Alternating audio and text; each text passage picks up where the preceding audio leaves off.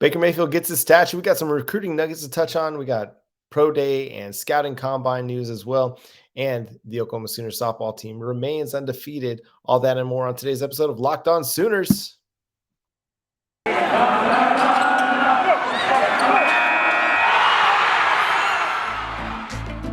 You are Locked On Sooners, your daily podcast on the Oklahoma Sooners, part of the Locked On Podcast Network, your team every day.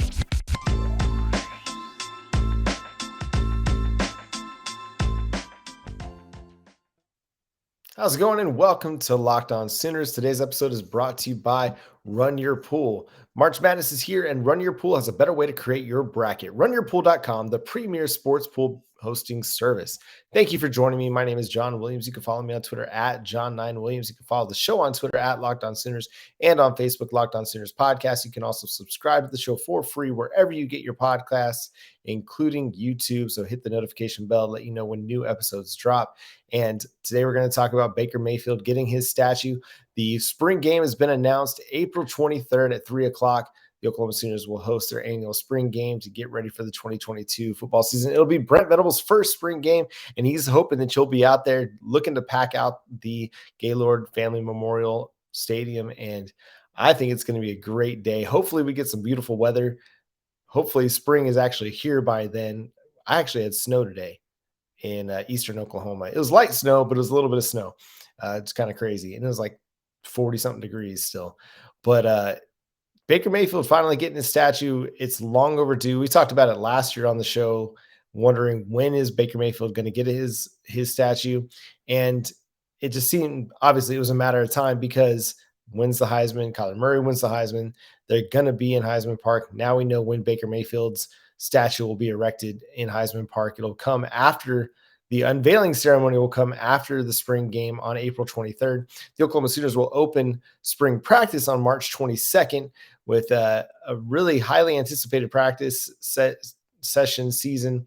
This is probably one of the more highly anticipated spring practice sessions that they've had in a long, long time. I mean, when Riley took over, it was well into the spring. I believe it was in June of that year.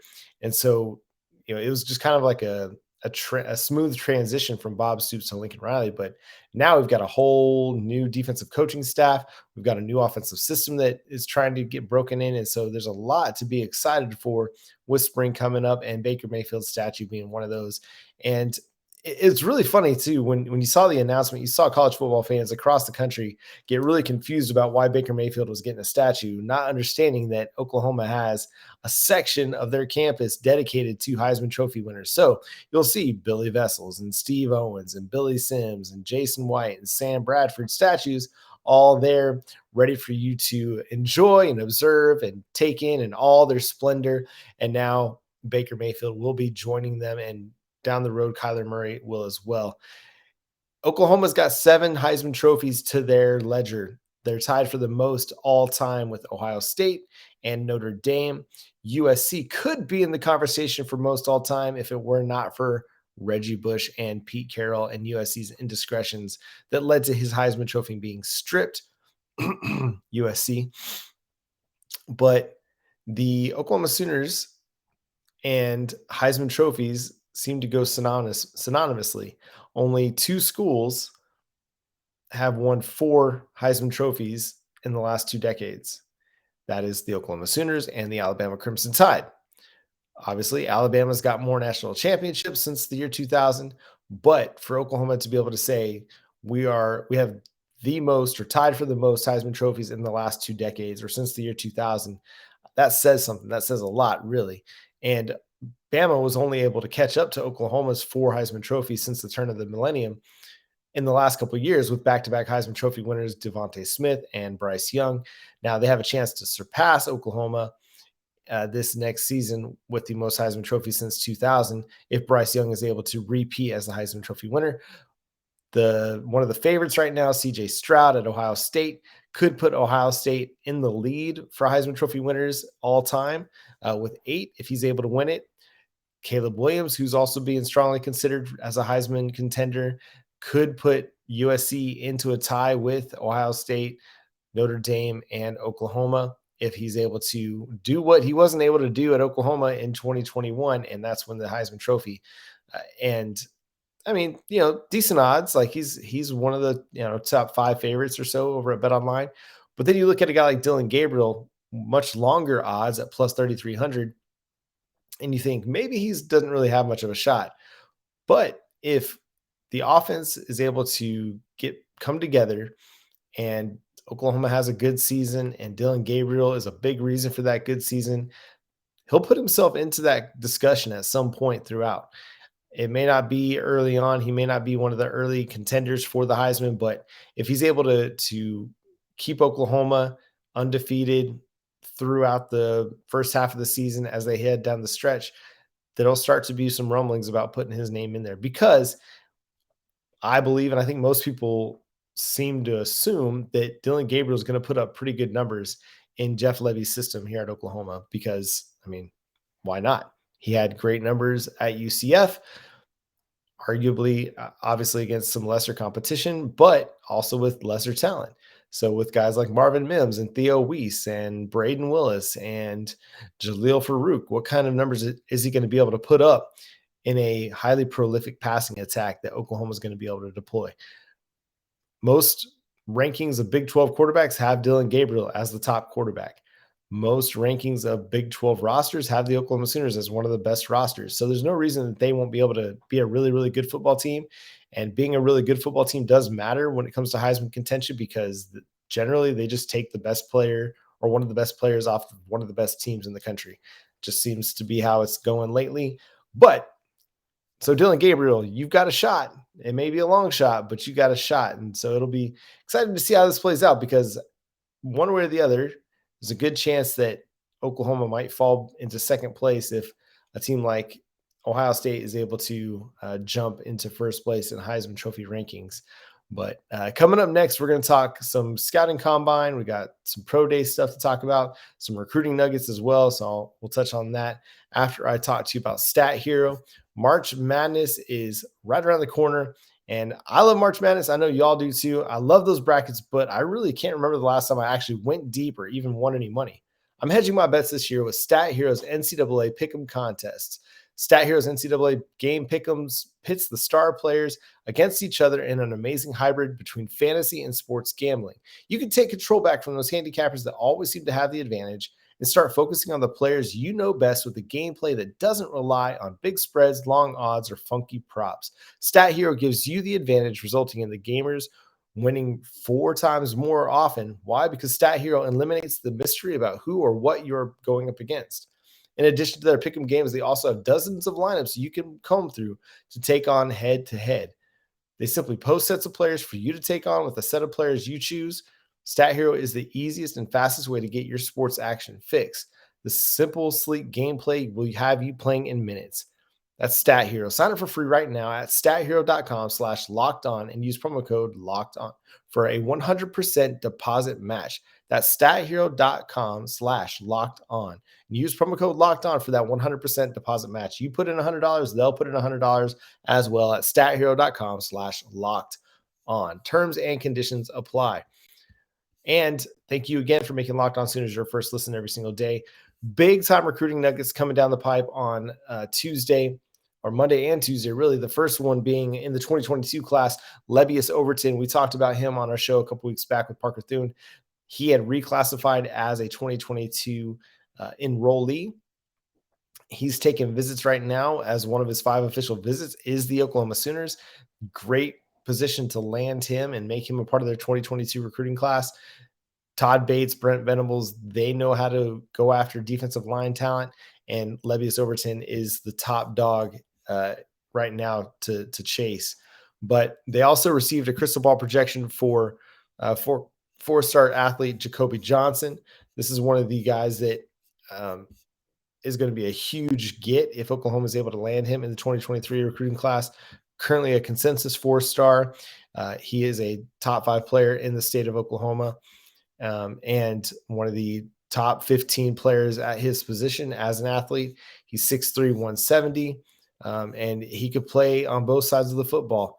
He's somebody that might end up playing wide receiver because of his size, but if he does have to play on the defensive backfield, he's got the size to do that as well. And then the Oklahoma Sooners also received a prediction for four-star athlete Anthony White, going after a lot of athletes in this recruiting class. And this is a guy that's a strong two-way player for Abernathy High School in Texas. Has great ball skills. Just watching some of his some highlights, some of his tape. A guy that is able to go up, high point the ball, bring it down. He's a great hands catcher. He's got good athleticism. He's got good strength, good anticipation skills. When he's playing cornerback, he has does a really nice job of reading the coverage and reading the opposing wide receiver and what they're trying to do. Makes really, really strong breaks on the football. As a wide receiver, he gets up, man. He can jump, and he's also got the speed to get behind the defense as well. Does a really good job in the run game as a run defender. Displays really good discipline on that front. So that's a guy that they're going to be in really good position for. If the Oklahoma Sooners got a prediction from On Three's Sam Spiegelman that Anthony White would land with the Oklahoma Sooners. Jacoby Johnson, Brandon Drum from 247 Sports at OU Insider is predicting that he will come to the Oklahoma Sooners as well. And then the third, they also got a crystal ball in on Trey Wisner, the running back out of Texas, ending up with the Oklahoma Sooners. And then they also got another On Three prediction for 2023 three-star athlete, Samuel Omosigo. He is a really fascinating player to watch too. He lined up a little bit as like a 3-4 weak side outside linebacker. Really good edge rusher, has good bursts off the edge, good anticipation skills, is able to play down the line of scrimmage and attack the ball carrier. Does a really good job just going after the quarterback and in pursuit. Doesn't give up on plays. He chases him down, whether he's in position or not.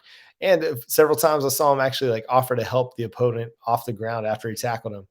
He's a guy that's going to make plays on the football, does display some pretty good instincts in zone coverage, has nice depths on his drop. So that's a guy that, I mean, he may just be a 3-star right now, but it's still kind of early in his process. A strong senior season could bump him up the recruiting ranks. And I mean, Oklahoma's going after guys that have really strong athleticism, can play both sides of the football, and have really good ball skills. And I think all these guys that are in the mix right now that Oklahoma's getting predicted to them are on that front. So really exciting times in the 2023 and 2022 recruiting class as well. If they're able to land the Lebbeus Overton, that's going to be huge for their 2022 class. It's already a top 10 class right now, ranked number 8 on both On Three and 247 Sports team rankings. The Oklahoma Sooners had 11 players participate in the combine, although they didn't all participate in all the drills. Gabe Burkich didn't run at anything. I mean, he's a kicker. What really does he need to do except go kick some field goals? But Nick Bonito, edge rusher, ran a 4.54 40-yard dash. That's a really good time for a guy who had bulked up to 240 pounds and is going to be playing off the edge. He also had a really nice 3-cone at 7.07 seconds, showed good athleticism in the vertical and the broad jump, and then a good change of direction in the 20-yard shuttle as well. And then you've got Isaiah Thomas, who ran the 40 and 4.7. Not a fast time, but for a guy his size, it's not a terrible time either. Perrion Winfrey ran a 4.89, but again, you're not drafting Perrion Winfrey to run really fast. You're drafting him to get upfield and make plays in the backfield. Kennedy Brooks, a little slower than I would have liked to see, 4.59 for him on the 40. And then Delaran Turner-Yell ran a 4.47.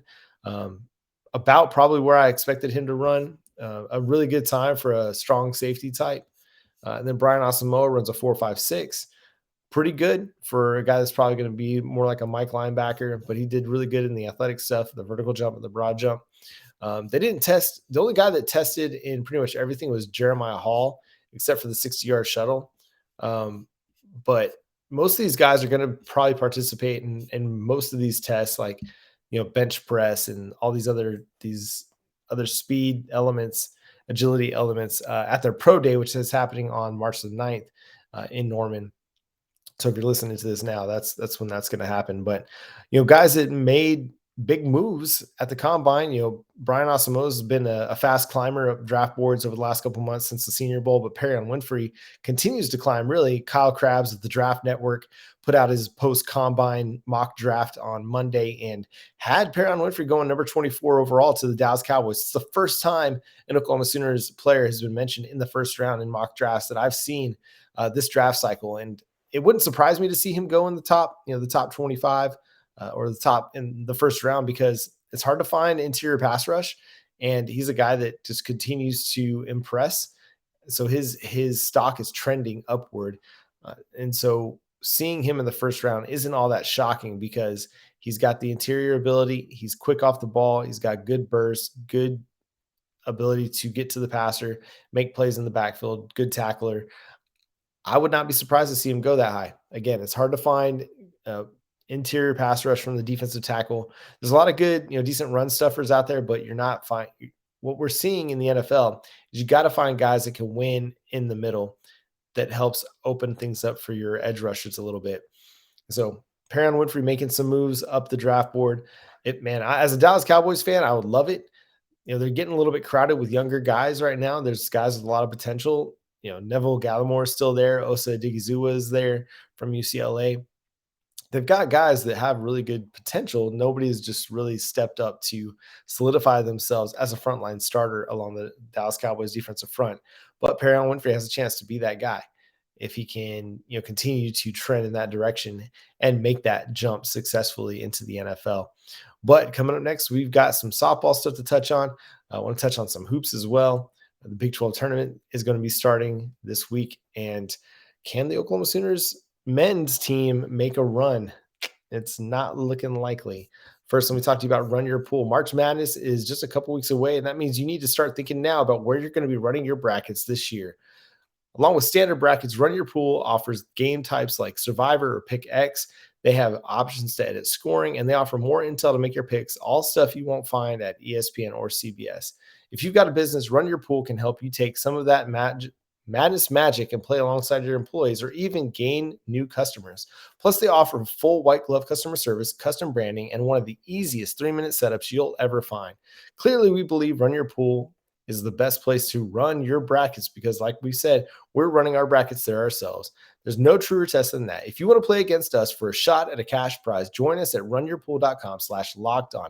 And while you're there, create your own pool for your friends and family. Enter Pure Madness at checkout for $10 off your custom pool. All the rules and details will be available there at checkout.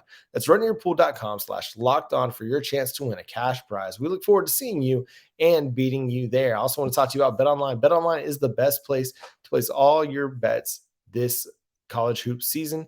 Football may be over, but basketball is full steam ahead, both pro and college hoops. And for the latest odds, total player performance props to where the next fired head coach is going to land, betonline.net is the number one spot for all your sports betting needs.